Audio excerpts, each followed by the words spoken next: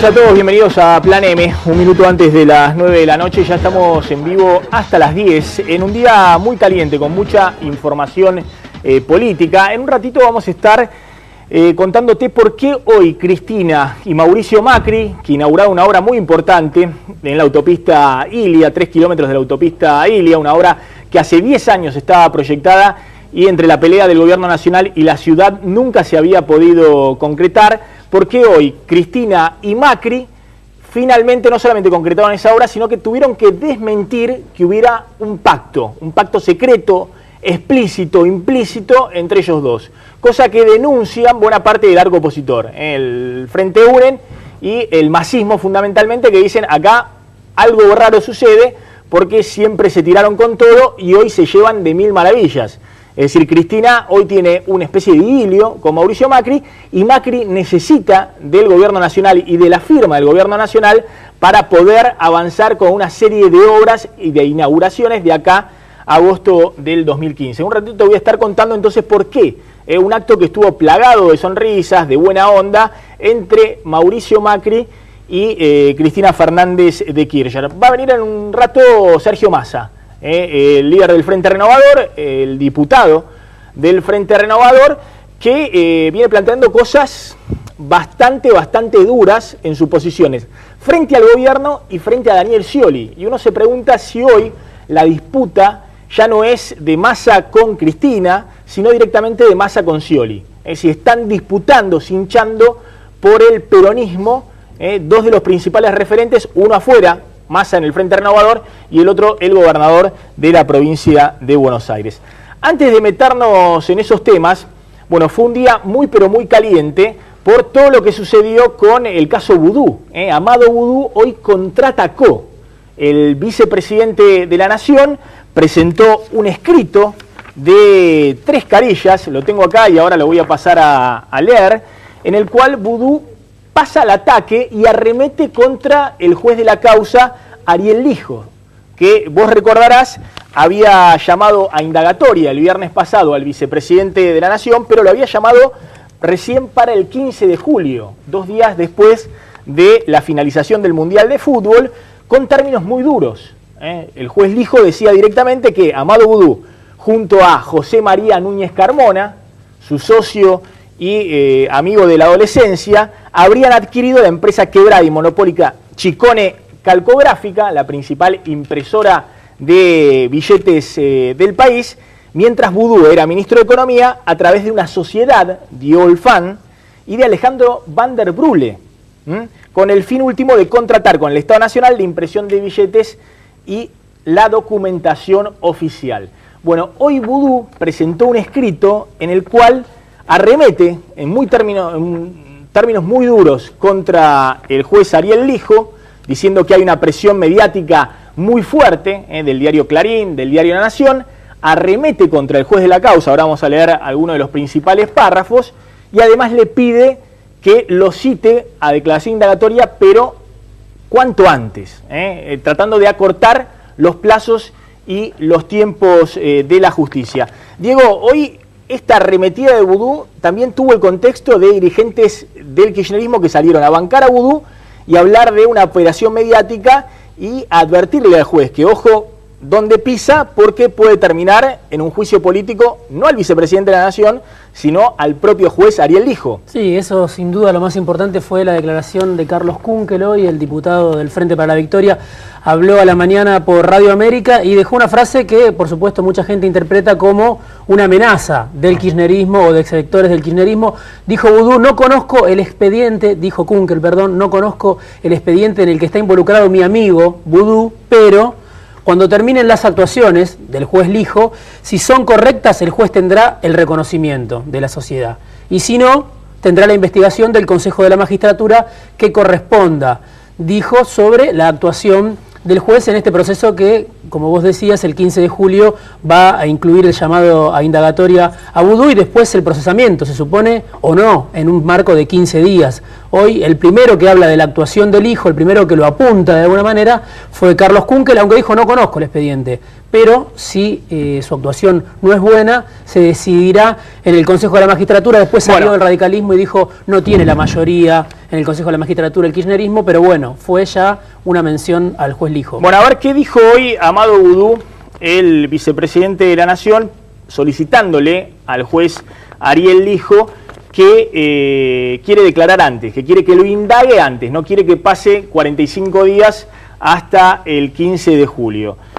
Dice Vudú en un párrafo muy fuerte de su escrito de 3 carillas, firmado de puño y letra por él, frente al juez Lijo: a estas alturas del devenir del proceso, no puede ya dejar de soslayarse que la presente investigación ha tenido un profuso tratamiento mediático. Tampoco podría negarse ya la existencia de un verdadero linchamiento mediático y posterior condena a la que me han venido sometiendo desde el Grupo Clarín y el diario La Nación. Más aún en los últimos meses y en particular desde el mes de diciembre de 2013. Los citados medios han venido anticipando con ajustada certeza y copioso nivel de detalle las medidas o resoluciones que el juzgado ha venido ejecutando. Eso dice Vudú.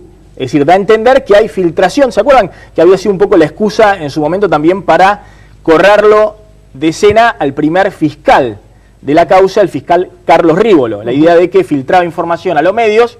Bueno, deja entrever que acá también el juzgado está filtrando información y anticipándole información a los medios de comunicación.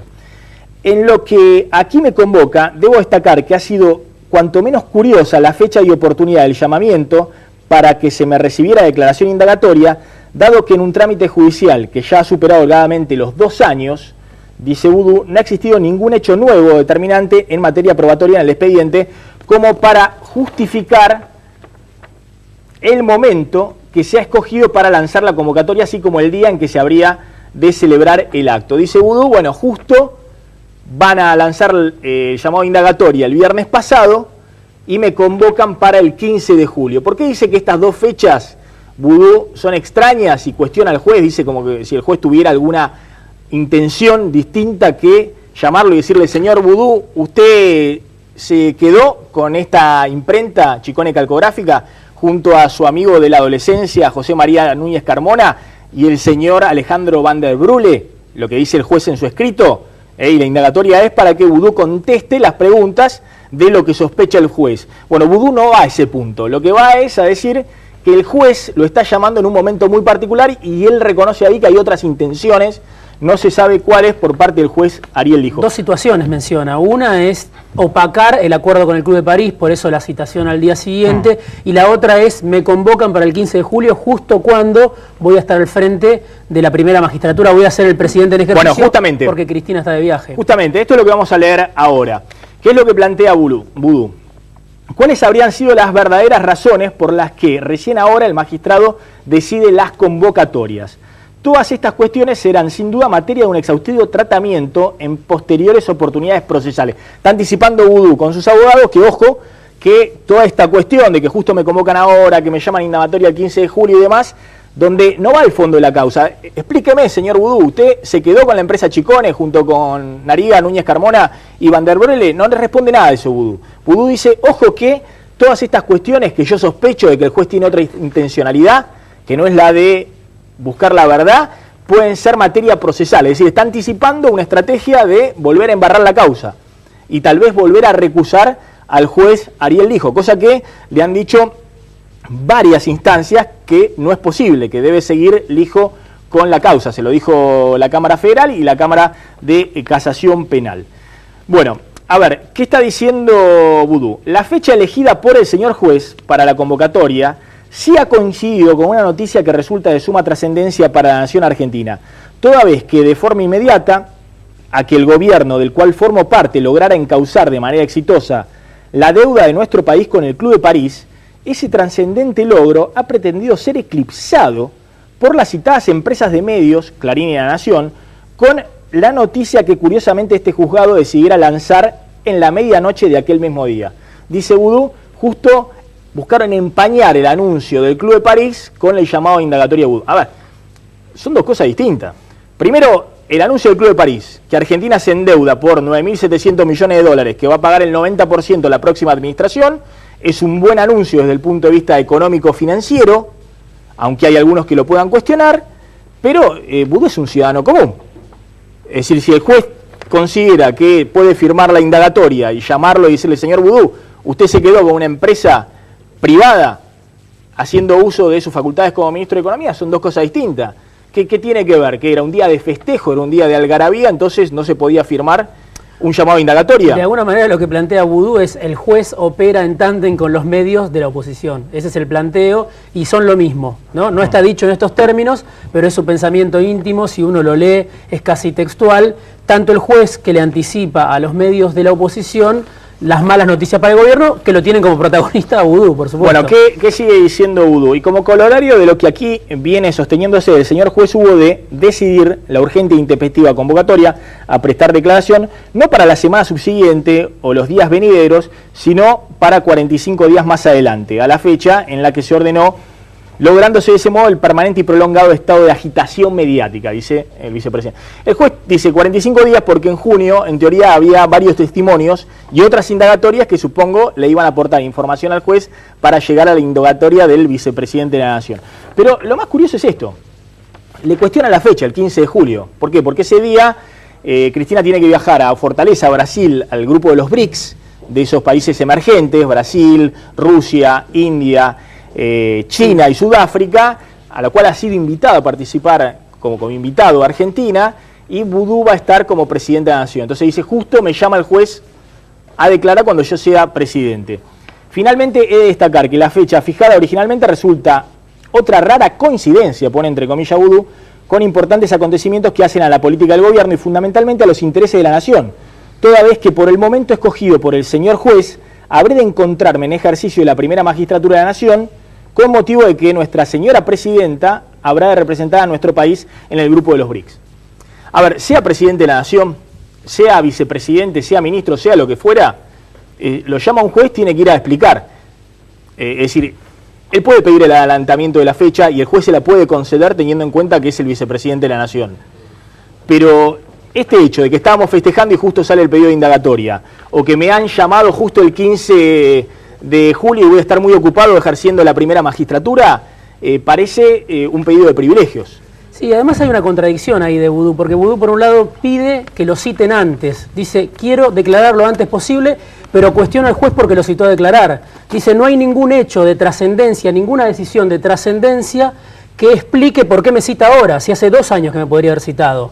Entonces, por un lado dice, cítenme lo antes posible, pero por otro lado, cuando lo citan, dice, no hay decisión de trascendencia, y en realidad hay una decisión de trascendencia, que es que la Cámara de Casación Penal hace muy poco le negó el sobreseimiento que había pedido la defensa de Vudú. Esa fue, me parece, la medida que aceleró los tiempos. Ya está en nuestros estudios Sergio Massa, el líder del Frente Renovador, vamos a estar hablando en un ratito con él, hay mucho del tema político para hablar, hay dirigentes del masismo que han pedido en el día de hoy también el juicio político para el juez, el juicio político para Vudú, para el vicepresidente de la Nación, así que un ratito vamos a estar hablando de una agenda nutrida con Sergio Massa. A ver, mirá este informe, las idas y vueltas en el día de hoy con el caso Vudú, y después del informe te voy a contar si el vicepresidente quiere que se esclarezca tanto esta cuestión, porque ayer fue a declarar un testigo clave, el apoderado de la empresa Chicone, fue a declarar ayer a la causa,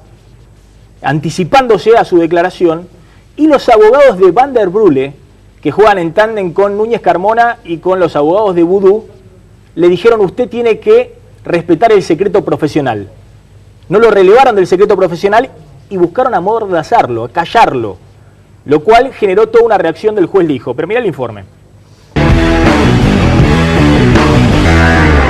El nombre de Amadou Vudú continúa apareciendo en la tapa de los diarios. El vicepresidente adelantó su regreso de El Salvador para avanzar en su estrategia judicial antes de viajar a Venecia para representar al país. Vudú le pidió por escrito al juez federal Ariel Lijo que anticipe su declaración indagatoria para liberarlo del linchamiento mediático del que dice ser víctima.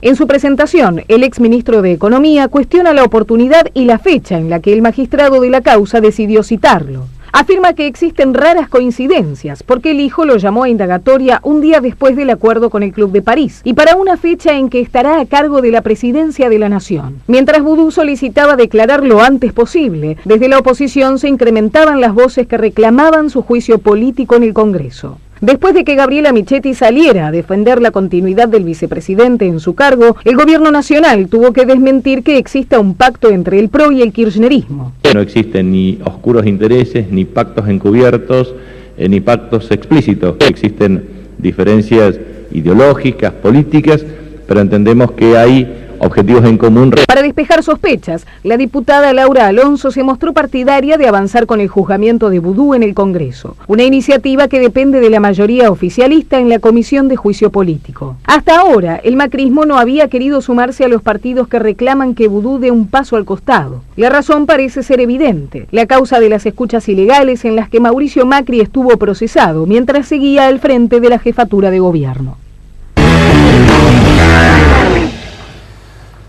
A ver, en un ratito vamos a estar hablando con Massa de lo que pasó hoy con Cristina y Macri, y también le voy a pedir una opinión sobre este caso del vicepresidente de la Nación. A ver, pero una información clave que hasta ahora no trascendió. Hay un abogado que se llama el doctor Jorge Tayá, que fue el apoderado de Chicone. Es el apoderado de Chicone, de la empresa de la época que era Héctor y Nicolás Chicone, los dueños de la empresa.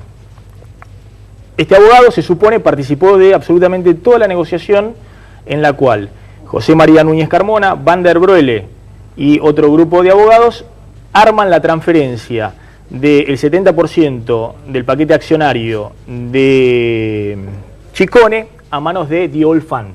En la empresa, esta empresa que tenía hasta el 2009 un solo empleado, y que el juez dice: en esta empresa está Nariga, José María Núñez Carmona, Van der Broele como el fronting, alguien de escasa relevancia, pero el que figuraba como presidente, y en última instancia Amado Vudú.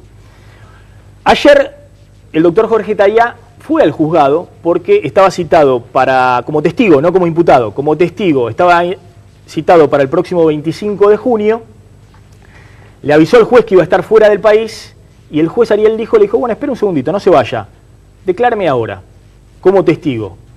Llamaron a los abogados de Van der Broele, a los abogados de Núñez Carmona, e iba a empezar la declaración testimonial, insisto, una testimonial clave. Hay que ver después si quiere contar, pero como testigo tiene que decir la verdad. El doctor Tayá tiene que contar todo, es decir, las reuniones con el señor Núñez Carmona, con el señor Van der Broele, a quién llamaba Núñez Carmona cuando estaban en ese estudio de abogados y le decía EME, quién era ese EME. Bueno, ¿qué dice el abogado de Van der Broele? Usted no puede hablar porque no ha sido relevado del secreto profesional. El abogado, el doctor Germán Soria, se retira un momento, dice que él llamó a su cliente, a Van der Broele, a este señor, y que le dice que no ha relevado al testigo muy importante del secreto profesional, que no puede contar nada. ¿Qué hace el juez Ariel Lijo? Le pide al Colegio Público de Abogados de la Capital Federal una opinión para ver si le pueden relevar del secreto profesional a este testigo para que pueda contar todo lo que sabe.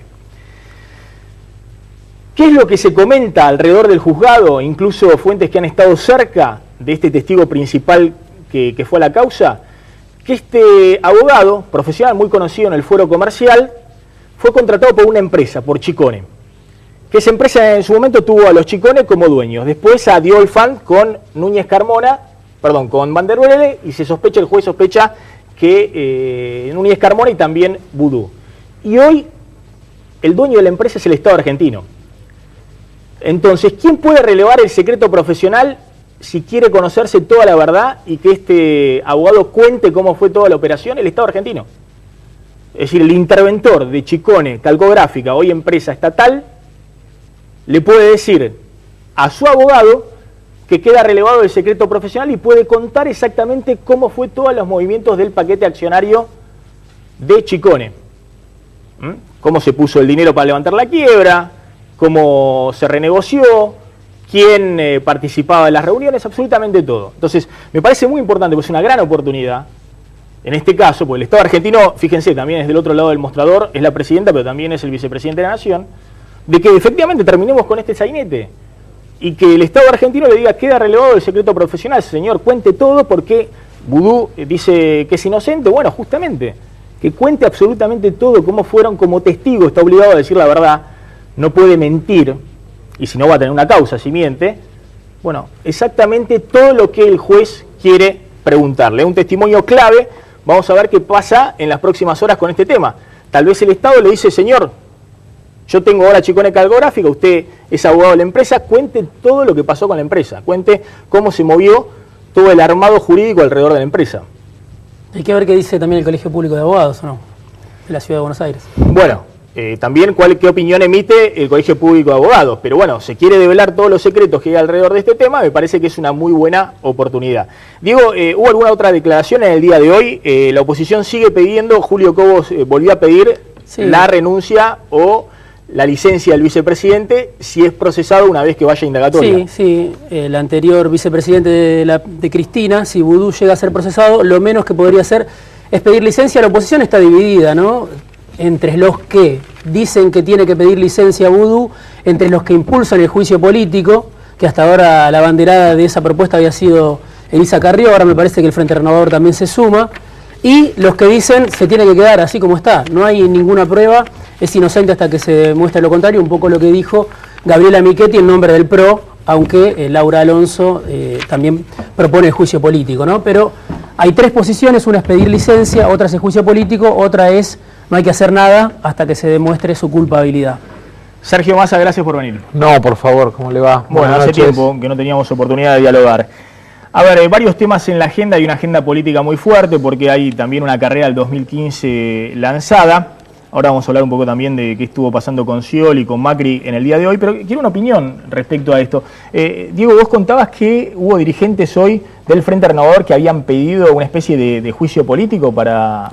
una especie no, la presentación del pedido... ¿De juicio político? Sí, a través de los diputados Adrián Pérez y Graciela Camaño. Me parece que hay como dos instancias, ¿no? La discusión de la coyuntura y la discusión del futuro. En términos de coyuntura, creo que hay dos cosas sustanciales. Una, la valoración política que puede hacer el Parlamento y en su rol político, y ese es el planteo de varios legisladores, no solamente de Adrián y de Graciela, sino de varios legisladores de distintos partidos. Y después está la valoración, me parece que judicial, que es la más importante en este sentido, porque siempre la valoración política tiene un costado vinculado a lo que piensa cada sector, lo que piensa cada partido. Y creo que en ese sentido es fundamental que declare cuanto antes, creo que es fundamental que se lleve adelante la indagatoria, y creo que el anticipo de la indagatoria va a acelerar además el tiempo de la causa desde el punto de vista procesal, porque a partir de la declaración indagatoria el juez tiene un periodo para resolver si hay procesamiento o no, y el procesamiento implica semiplena prueba. Eso en cuanto al contexto, en cuanto a la coyuntura. Creo que también hay que mirar una cuestión que es la cuestión de fondo, porque si no a la gente le queda la sensación de que un día fulano, otro día mengano, otro día sultano, aparecen estos casos que se discuten y entonces aparece, digamos, si es igual lo de Vudú que lo de Macri que está procesado y que entonces... Sí, es el argumento de buena parte del kirchnerismo. Sí, y creo que también en algún punto del PRO, ¿no? Sí, porque el PRO ha sido la única fuerza política que ha dicho que Vudú tiene que permanecer en la vicepresidencia o no tomar licencia. Porque en realidad la materia, digamos, la materia política siempre tiene costados opinables. Por eso es importante la cuestión judicial, porque es la que va a determinar si hay responsabilidades o no, y después una cuestión de fondo, Maxi, que tristemente es de la que nadie habla, y que creo que este contexto, digamos, la gravedad de que se trate del vicepresidente de la Nación, nos tiene que obligar a plantear nuevas normas que permitan resolver la cuestión de fondo. Y la cuestión de fondo es ni más ni menos que cómo construimos desde el punto de vista del funcionamiento del Estado los máximos niveles de transparencia y desde el punto de vista de la independencia judicial las mayores herramientas. Nosotros hemos hecho un planteo que tiene 4 patas, una pata vinculada a las penas, porque el problema más grave es que en los casos de corrupción la posibilidad de que el delito sea escarcelable por el mínimo de la pena termina funcionando como de alguna manera un límite que no funciona en la cabeza de aquel que tiene que temer a la ley a la hora de cometer un delito, un acto de corrupción. Y entonces estamos planteando la elevación de los mínimos de pena precisamente para que exista el temor a ir preso y a no poder ser escarcelado. Hoy la mayoría de los casos de corrupción o los delitos de corrupción son prácticamente escarcelables. Es que en realidad el mínimo de porque la pena... mínima es 2 años. El mínimo es 3 años y el mínimo de la pena los convierte en escarcelables. Hay un segundo tema que tiene que ver con los bienes. Nosotros estamos planteando la posibilidad de la apropiación de bienes por parte del Estado, de los bienes de aquellos funcionarios que no pueden probar el origen de los fondos. Más allá del juicio penal, que el Estado pueda tomar en propiedad esos bienes. Un tercer tema, que no es menor, que es la prescripción. Para que lo entienda la gente común, digamos, para que no sea solo una discusión jurídica, ¿qué significa la imprescriptibilidad de estos delitos? Que hasta el día que se muera, aquel que pasó por la función pública tenga que rendir cuenta a la justicia frente a un hecho de corrupción y que no rijan esas trampas procesales que muchas veces rigen, que generan la posibilidad de la prescripción. Y un cuarto punto que es, digamos, la reposición de lo que se llama el juicio de residencia, que hoy leí por ahí que es de la época de la colonia, y en realidad el origen es en la época de la colonia, así como hay derechos que tienen su origen en el derecho romano. Lo plantearon medio peyorativamente que yo planteaba algo de la época de la colonia. En realidad, hasta la Constitución del 94 el juicio de residencia existía en la Argentina. ¿Qué es? Que el día que usted termine un cargo tenga que rendir cuentas del estado de su patrimonio. Hace una declaración cuando entra, una declaración cuando se va y rinde cuentas.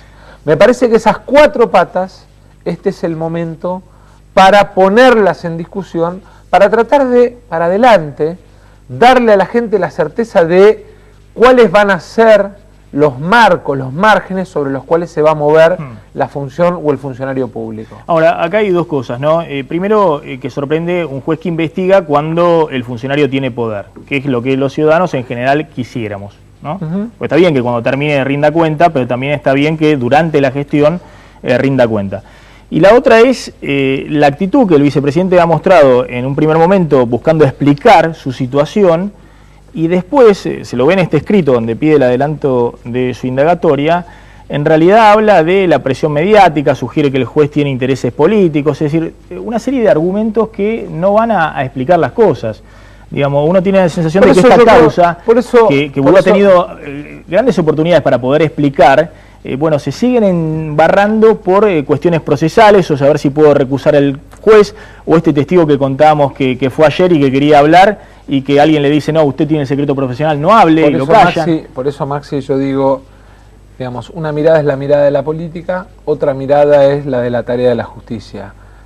En el caso de la tarea de la justicia, lo que tenemos es que garantizarle absoluta independencia para trabajar, y creo que lo mejor desde el punto de vista de lo que significa para la opinión pública este tema, es que se tome la indagatoria lo antes posible. Ahora, y después, respecto al tema de las responsabilidades políticas, obviamente es el vicepresidente de Cristina, es decir, la presidenta lo ha puesto en su lugar.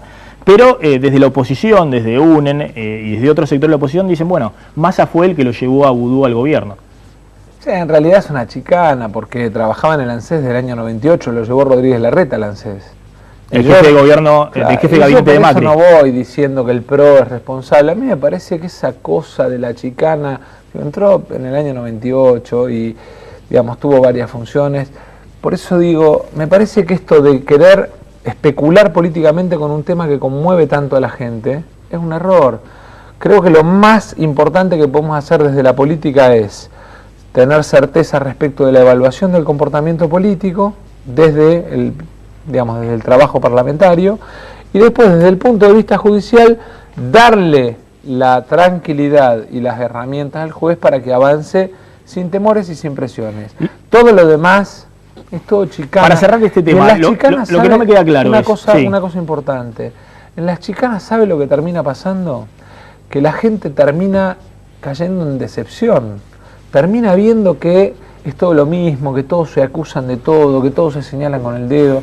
¿Sabe la frustración para aquel que hace un rato llegó de laburar, después de viajar 2 horas en colectivo, en tren, prender la tele y ver que fulano señala a Mengano, que Mengano señala a Sultano, que todos se acusan, todos dicen, flaco, ¿y de mí quién se ocupa? De mis problemas, de la inflación, del impuesto a las ganancias, de los problemas que tengo con la inseguridad, de que haya policía. ¿Quién se ocupa? Ahora hablamos de ese tema, simplemente para cerrar este capítulo. Entonces, ¿están pidiendo el juicio político? No me terminó de quedar claro. Sí, claro. Los diputados Adrián Pérez y Graciela Ocaña pidieron en nombre del bloque nuestro, sí, digamos, pero, como varios bloques. ¿Ya desde ahora o si Vudú es procesado? No, es que en realidad están mezclando la cuestión judicial, por eso digo, con la evaluación del desempeño político, que son dos cosas distintas. Una cosa es la evaluación del desempeño político, que esa es la tarea que hace el Parlamento, y otra cosa es la evaluación de la causa judicial. La causa judicial se lleva adelante en el marco del análisis de un poder que tiene la tarea de juzgamiento de un ilícito.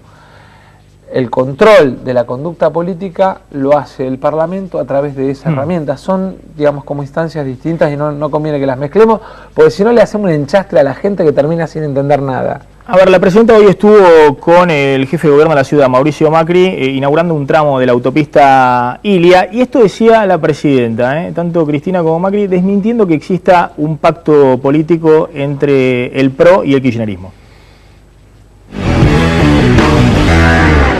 Algunos intentaron decir que bueno, que ahora se ponen de acuerdo, o sea que cuando no dialogamos porque no dialogamos, cuando nos ponemos de acuerdo porque nos ponemos de acuerdo, cuando yo dialogo es un pacto, cuando otros dialogan, qué civilizados que son y dialoguistas, así que ni pacto ni nada, simplemente sentido común, y acá estamos inaugurando una obra que era necesaria para todos. ¿Y nos querían sacar una fotografía? Bueno, acá está, miren, tenemos la fotografía con la autopista atrás. Pero muchachos, si quieren tener un titular, un poco más de imaginación, que a todos nos va a hacer mucho mejor.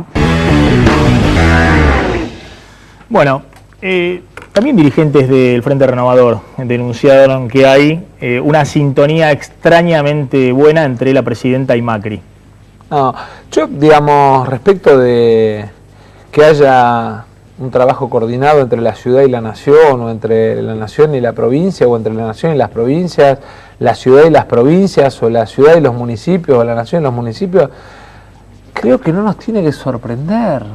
Creo que al revés, tenemos que ir a una conducta civilizada en la cual el intendente de Vicente López, que es PRO, y el intendente de San Isidro, que es radical, y el intendente de San Martín, que es del Frente Renovador, digo, más allá de que en el caso de los tres fueron parte del Frente Renovador, puedan sentarse a una mesa a resolver un tema vinculado a límites, un tema vinculado a una obra, un tema vinculado... Digo, terminemos con esta cosa loca de que el que habla con uno, habla con el otro, y entonces, y todo el tiempo especulación, porque si no, no vamos a poder construir nunca una nación. Porque para que una nación funcione tiene que haber articulación entre las jurisdicciones. Y me parece que eso es lo importante.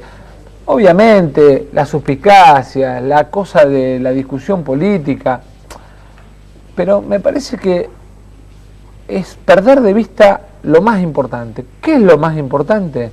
Lo más importante es el ciudadano.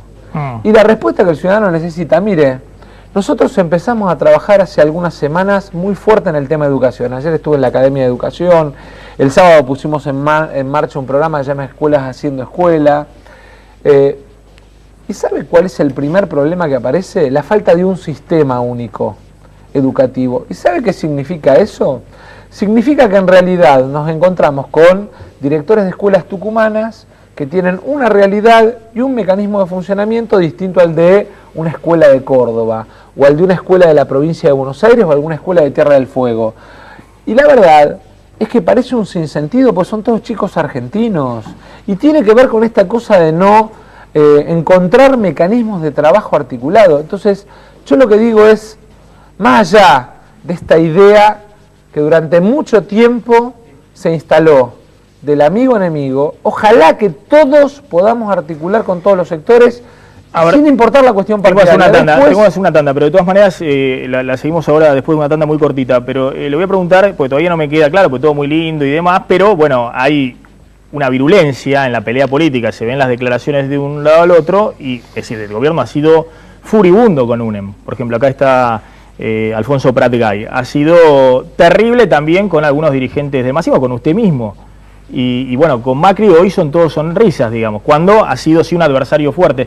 Y la otra cuestión, que le voy a preguntar para contestar después de la tanda, es si, ¿qué está disputando con Scioli? Porque usted dice, muy lindo, todos coordinémonos y demás, y ha habido una pelea terrible en la provincia de Buenos Aires entre el Frente Renovador y Scioli por el tema de las policías municipales. Pero en el fondo muchos dicen, están disputando el poder del peronismo. Scioli de un lado, Sergio Massa del otro. Tanda muy cortito, 1 minuto y volvemos.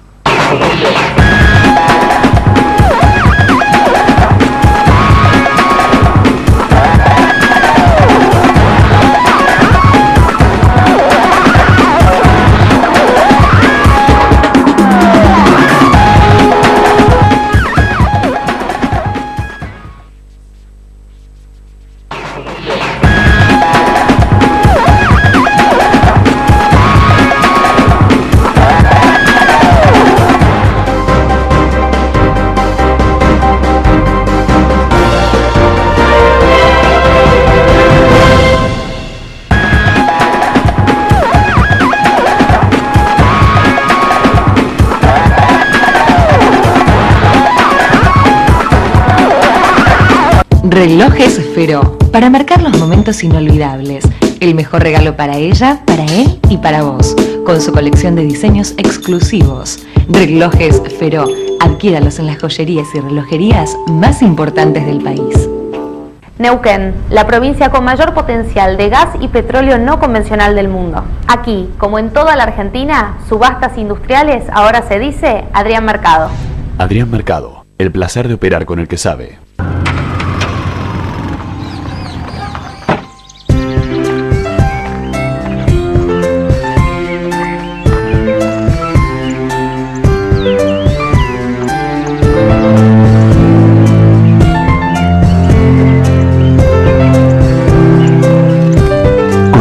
Y Somiers, Luna del Sur. Hace valer tu derecho a la excelencia. Universidad Metropolitana para la Educación y el Trabajo. Ya está abierta la inscripción. Informate llamando al 0800 222 UMED en www.umed.edu.ar o acercándote a Sarmiento 2037. UMED. Tu derecho a la excelencia.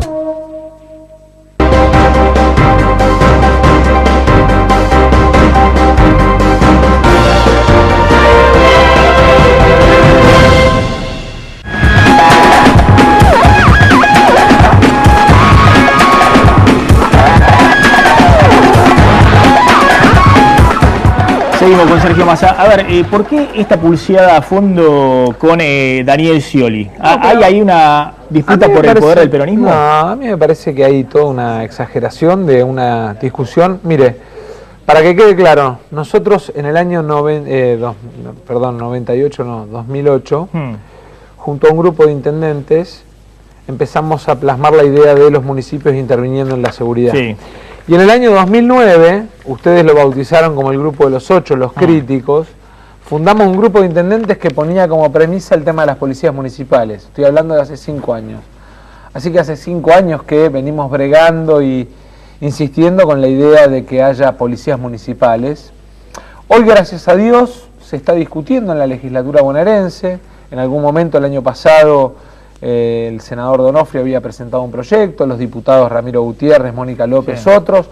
Después el Ejecutivo, a partir de la iniciativa de Granados, mandó un proyecto de policía municipal.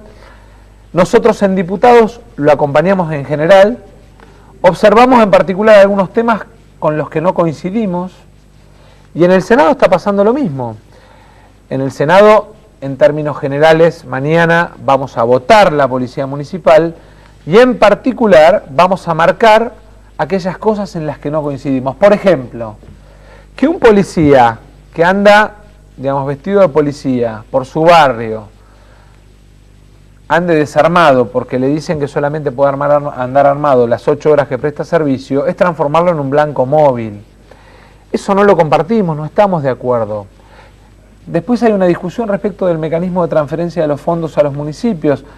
Pero son todos temas operativos. Conceptualmente, nosotros no solamente somos defensores, sino que somos de alguna manera los que hace mucho tiempo, y el año pasado, el 27 de octubre, la gente lo acompañó en la elección, venimos planteando el tema de las policías municipales. Conceptualmente, hay una cuestión también de fondo que tiene que ver con la emergencia en seguridad que decretó Scioli hace creo que 45 días, van a cumplirse 2 meses. Pero ¿cómo está la seguridad en la provincia? Lo que ¿Se pasa? mejoró algo? La situación de inseguridad en la provincia es grave. La situación de inseguridad en la provincia es compleja. ¿Mejoró algo con el anuncio de Scioli? Es que un anuncio de per se no significa nada, Maxi, no es un problema de anuncio, un anuncio. Yo puedo anunciar algo, pero si efectivamente no avanzo en términos de móviles, de cámaras, de esas cosas, los resultados concretos además son resultados que se miden en el tiempo. Yo lo que le quiero decir es lo siguiente. Mañana, por ejemplo, en el Senado de la provincia se va a tratar una solución de fondo. Una solución que en los próximos años, a partir del desarrollo de cada uno de los municipios, por parte de cada uno de los intendentes de la policía municipal, puede servir para aumentar la prevención. Ahora, ¿cuál es una de las discusiones? El tiempo de puesta en marcha operativa de la policía municipal. Claro, porque nosotros lo que decimos es, no sancionemos la ley y esperemos 2 años, porque si no, la gente va a decir, pero al final, ¿para qué me dan la ley? Me dan un chupetín de madera. Sí. Entonces, me parece que esas cuestiones, que son metodológicas, que no son conceptuales, hacen a la discusión. Y usted me había hecho, digamos, previamente una pregunta. No, la pregunta, ¿usted quiere ser presidente? Ya llegará el momento de discutir candidaturas. Digamos, y cuando se discutan candidaturas lo vamos a plantear. Bueno, hoy Daniel me quise agarrar dormido, casi me agarra. Hoy Daniel Scioli hizo el cóctel para periodistas en el Banco Provincia, no tuve la oportunidad de ir, pero me dicen 2 o 3 periodistas que lo presentó el presidente del Grupo Vapro, Gustavo Marangonico. Acá está el futuro presidente de la Nación. El kirchnerismo, si usted tiene la misma intención, evidentemente el kirchnerismo claramente va a tener su candidato, y en lo que es el Frente para la Victoria, el gobernador de la provincia, que es parte del kirchnerismo de la provincia, así como otros dirigentes digamos, del Frente para la Victoria, darán su discusión. Nosotros elegimos construir una cosa distinta. Nosotros elegimos construir con dirigentes, obviamente del peronismo, pero también con radicales, con sectores vecinalistas, con independientes, y además cuidamos la relación y dialogamos con todos los sectores. Usted fue testigo recién, Alfonso llegó, vio que le preocupaba cómo me apretaba el suéter, vino, me lo corrigió para que quedara mejor. Alfonso Pratgaya, dirigente de UNEN, por ahí usted se va y el dirigente de UNEN, como han hecho otros dirigentes de UNEN, lo amasija, es decir, le hace críticas muy duras, como han hecho con total seriedad los dirigentes de UNEN, con el Frente Renovador. Yo no tengo problema porque el Frente Conservador, no el Frente Renovador. Aprendí a ponerle otra mejilla. Mire, somos tan conservadores que venimos planteando algo que nadie se anima a plantear. La pregunta es, ¿por qué en la Argentina paga impuesto a las ganancias un trabajador que se embarca para ir a pescar? ¿Paga impuesto a las ganancias un jubilado cuando le pagan el retroactivo de un haber que reclamó en las justicias, y la renta financiera no paga impuesto a las ganancias? En eso puede ser que a lo mejor tengamos una mirada distinta, o no con Alfonso, porque Alfonso, digamos, que en algún momento trabajó en países desarrollados, en los mercados financieros, sabe que en esos países desarrollados la renta financiera paga impuesto a las ganancias. Entonces, yo lo que digo es, Maxi, no es un problema de querer poner cliché, al revés, se trata de avanzar coherentemente. Ahora una pregunta, digo yo, simplemente una cortita. ¿Insaurralde dónde está? Pues Tinelli dice que juega con usted. Pregúnteselo a Insaurralde. Yo no soy vocero de Insaurralde. Tinelli tiene mejor información que yo, porque habla mucho con usted. ¿Conmigo no? ¿No? ¿Tinelli no? No, está equivocado. Está equivocado. Conmigo no habla. No, yo me conformo con mirarlo a la noche. Sé que esta noche va a estar de vuelta quien me imita, así que esta noche lo voy a mirar. ¿Candidato a gobernador del kirchnerismo, del sciolismo o del masismo en la provincia de Buenos Aires? Pero pregúnteselo a Insaurralde. Le pregunto, ¿el candidato del Frente Renovador en la provincia de Buenos Aires? En el Frente Renovador vamos a tener una primaria, Darío ya manifestó su ambición, Felipe también, Gustavo Pose, que además expresa a un grupo muy grande de dirigentes radicales. Digo, no nos volvamos locos, ya vendrá ese tiempo de discutir esos temas. Diego Genú. Si es posible una alianza, una nueva alianza entre el macrismo y el masismo y una interna entre Macri y Massa, como salió en La Nación la semana pasada. Primero lo de La Nación, dejémoslo ahí, ¿no? Sí, Digamos, yo, a Puerta debe hacer más de un año que no lo veo, así ¿No que... trabaja con el Frente Renovador, Ramón Puerta? No. El Frente Renovador tiene otras referencias en la provincia de Misiones. Pero al margen de eso, tiene intendentes jóvenes, intendentes que vienen del radicalismo, intendentes que vienen del peronismo, dirigentes que fueron fundadores del Partido Renovador en Misiones, y que hoy son parte del Frente Renovador, chicos muy jóvenes, y eso es nuestra construcción en la provincia de Misiones. Pero yo lo que quiero decir es que uno lo que tiene que tener es la capacidad de poder transmitir aquellas cosas en las que cree, aquellas cosas de las que está convencido. Yo, por ejemplo, estoy convencido de grabar la renta financiera y de cambiar, digamos, el mecanismo regresivo por un mecanismo progresivo en el impuesto a las ganancias. Yo, por ejemplo, estoy convencido de que la jubilación debe ser estatal y que la inclusión jubilatoria, la moratoria, no fue una dádiva a gente grande que le regaló el Estado una jubilación, sino que fue un programa para luchar contra la pobreza en la población adulta mayor. Es muy importante ese punto porque Macri dijo que la moratoria previsional que usted implementó no estaba de acuerdo. Bueno, yo no estoy de acuerdo, por ejemplo, con las FJP, digamos, y de hecho creo que la Argentina necesita, por sus características, un sistema público previsional y que en todo caso puede tener, para aquellos que tienen capacidad de algún ahorro adicional, mecanismos de ahorro adicional. Pero digo, esas son cosas que tienen que ver con el futuro del país. Está el antecedente de la alianza anterior, por eso la pregunta si es posible. Pero es que ahí parte del error suyo. Nosotros lo que hicimos fue un acuerdo con algunos dirigentes en la provincia de Buenos Aires. Nosotros teníamos la fortaleza... Con usted por teléfono. Sí, ahora dice que no, digamos, en algún momento dijo que sí, después dijo que no, depende de la semana y de, digamos, las encuestas, y yo creo que es un error, digamos, manejar las relaciones por conveniencia.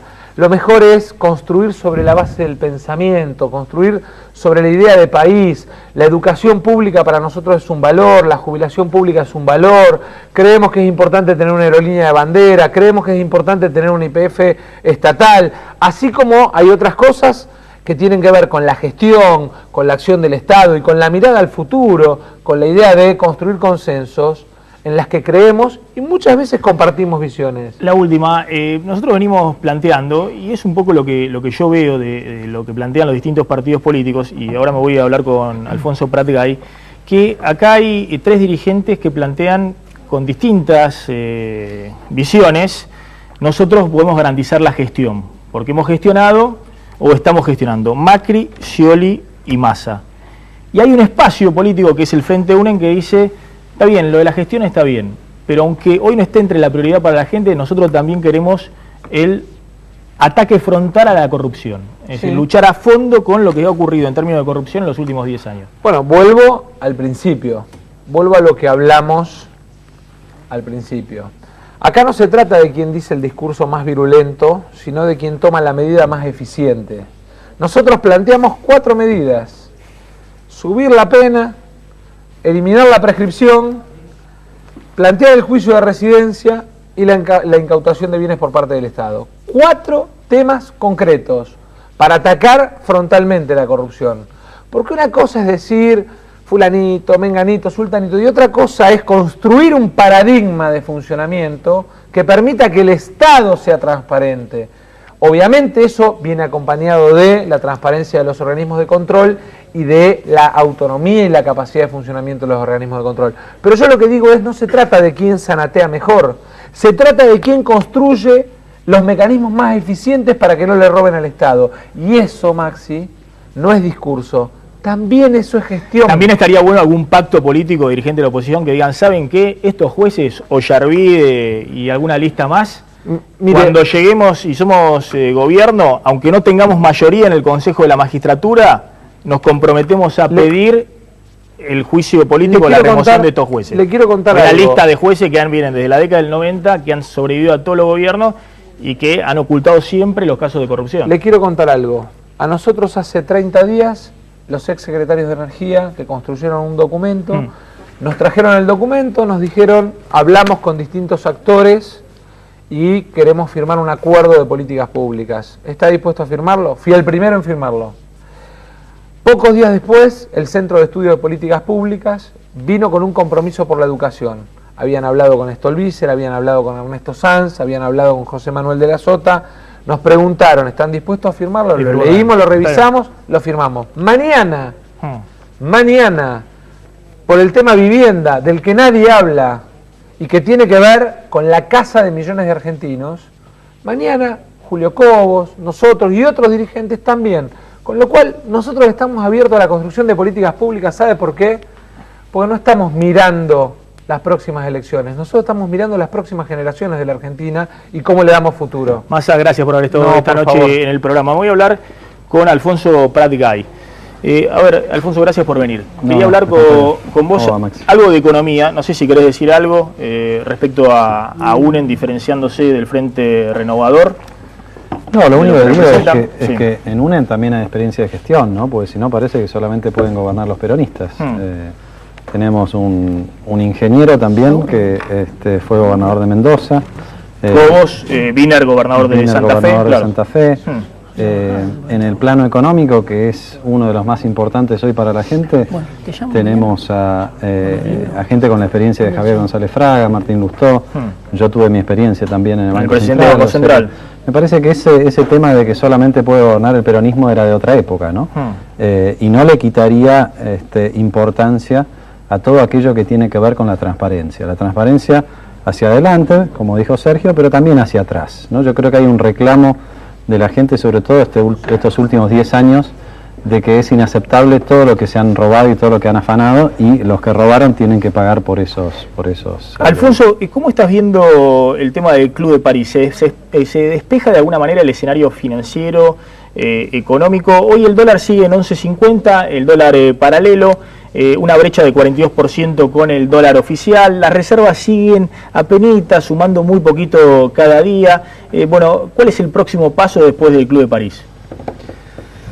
Mira, son todos manotazos de ahogado, Maxi. El Club de París, no tanto el acuerdo en sí, que para mí es un mal acuerdo, y lo podemos discutir, sino el festejo posterior del gobierno. Acá veo que tenés la presentación que hizo Vudú hoy ante la justicia, diciendo que había un festejo por el acuerdo con el Club de París. Vudú, en su presentación, la justicia dice, nos cortaron el festejo del acuerdo.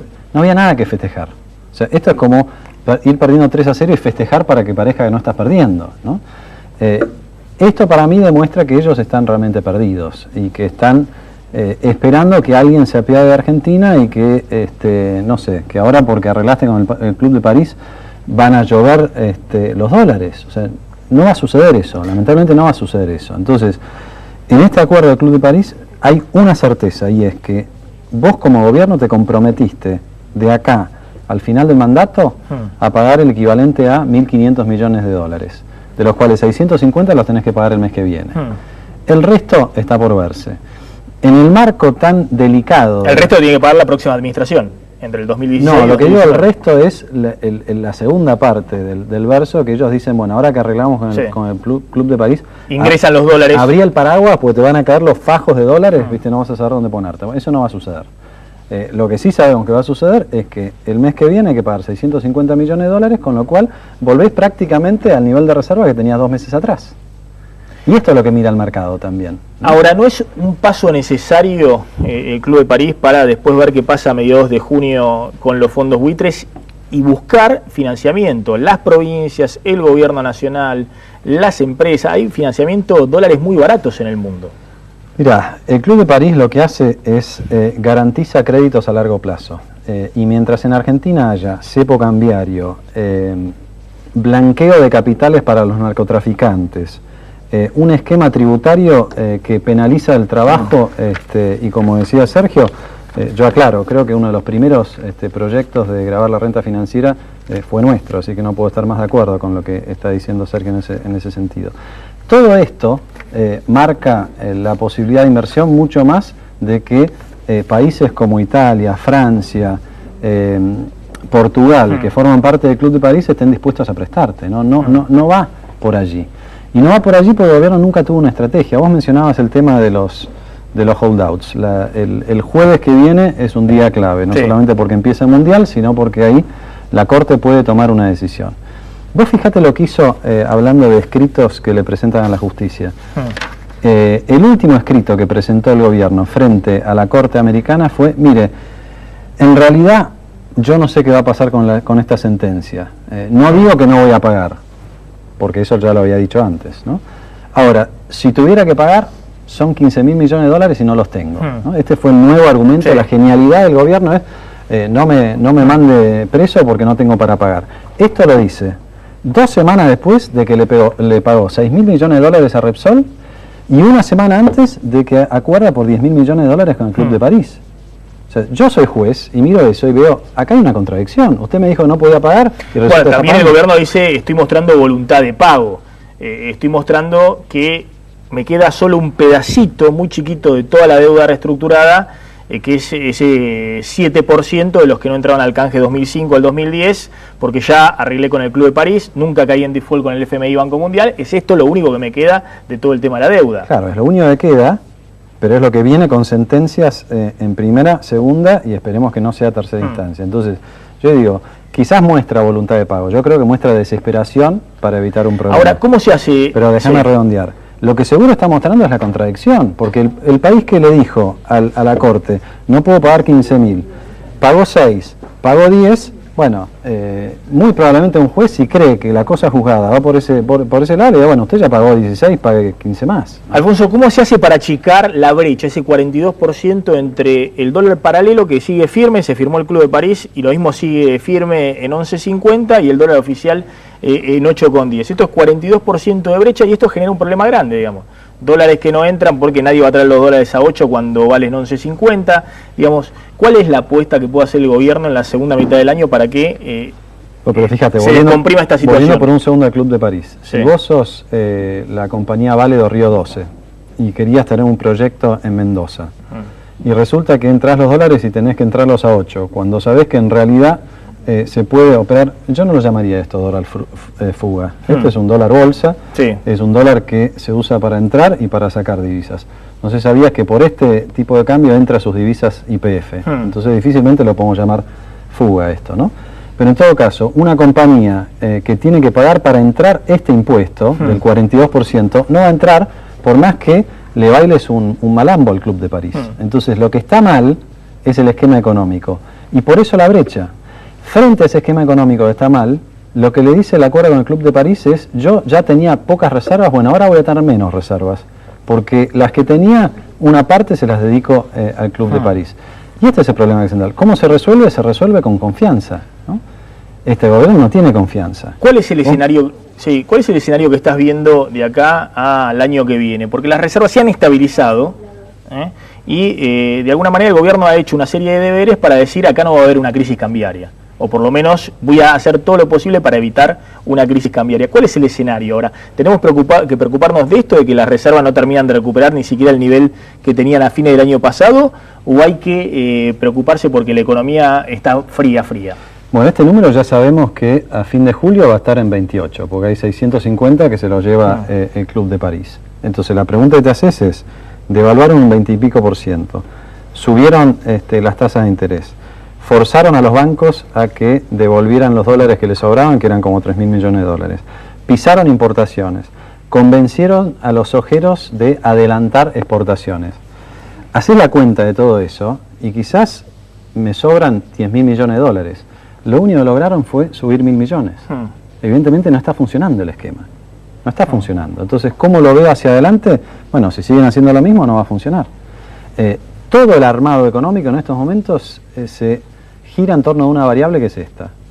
Y en torno a esta variable, el gobierno, para defender las reservas, en vez de hacer, digamos, de convocar a más divisas o convocar a más oferta, frenando, forzando y demás, si todo depende de las reservas, la contracara es la recesión, ¿no? Frenaste las importaciones, se te cayeron los insumos de algunas exportaciones, no pudiste exportar, cayó la actividad económica, mirá lo que está pasando en la industria automotriz. Yo lo que veo es que si siguen haciendo lo mismo vas a tener muy apretado por el lado de las reservas inflación en baja, pero todavía relativamente alta, porque tampoco vamos a festejar el 2% mensual. Lo único que falta es que el mes que viene Kicillof nos pida que le festejemos. Porque bueno, sí, claro, es una inflación elevada. Es una inflación elevada y lo que estamos viendo es una fuerte caída en la actividad económica. La última vez que vine acá lo discutimos, Maxi, yo te decía, en el medio de la discusión paritaria, yo te decía, para mí la cuestión salarial es historia. Ahora la cuestión que va a haber que enfocar el nivel de actividad. El nivel de actividad y el empleo. Bueno, esta es la preocupación que debiéramos tener, ¿no? Alfonso Pratgay, gracias por haber estado esta noche en Plan M. Vamos volando a la tanda y ya volvemos.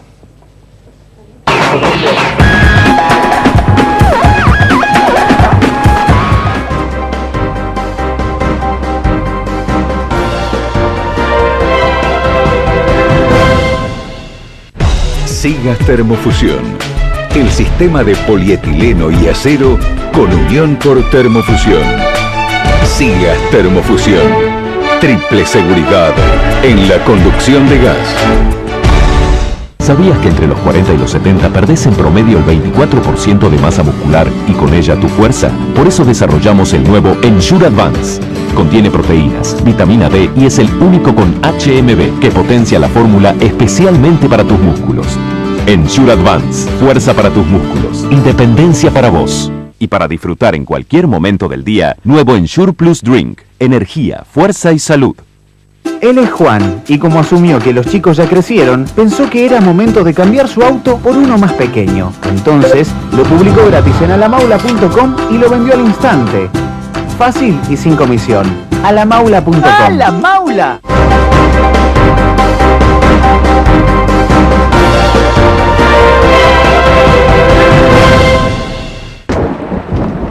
A ver, Sofi, préstame.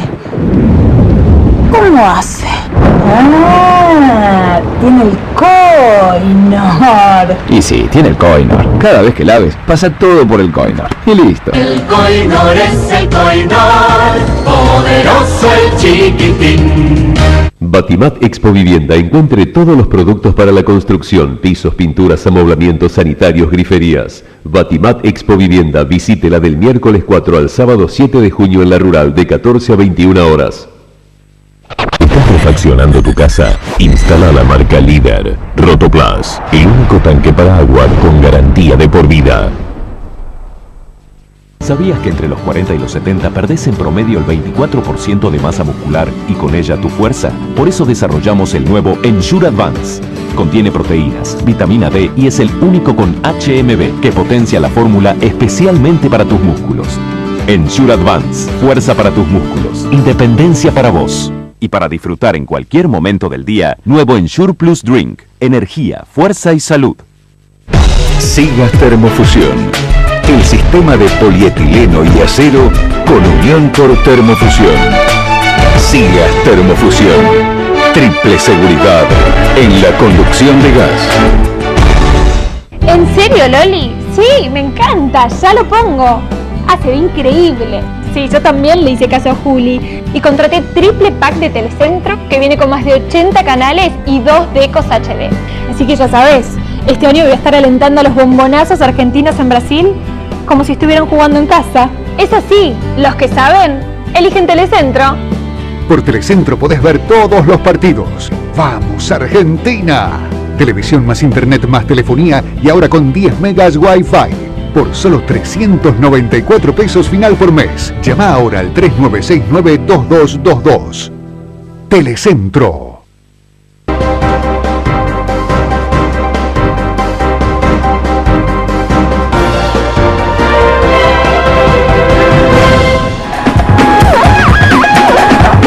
Despidiendo, quédense en Canal 26, ya llega Alfredo Leuco con Le Doy Mi Palabra. Nosotros nos reencontramos mañana, como siempre, a las 9 de la noche, aquí en Plan M. Chao, pásenla bien.